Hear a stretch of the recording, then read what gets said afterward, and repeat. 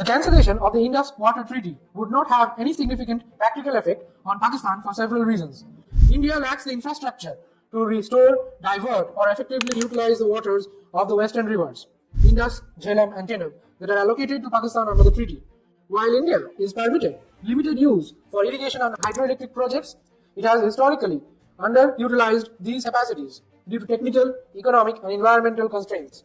Constructing the massive infrastructure required to block or redirect these rivers would take years, involve enormous financial costs, and provoke international legal and environmental challenges. Secondly, geography itself limits India's control. These rivers flow from India into Pakistan through steep terrains that make diversion complex and risky.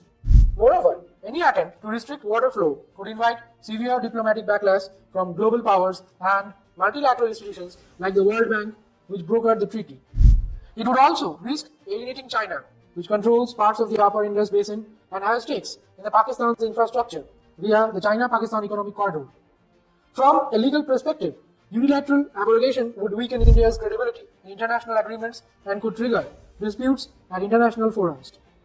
Additionally, Pakistan has developed an extensive irrigation system and water storage capacity tailored to the flow patterns under the treaty. Even if India were to slowly increase its utilization of the western rivers within its treaty rights, the effect would be marginal in the short to medium term. Therefore, while the rhetoric around treaty cancellation may serve political narratives, the actual impact on Pakistan's water availability and agriculture would remain limited unless accompanied by massive infrastructure and geopolitical shifts, none of which are realistically imminent.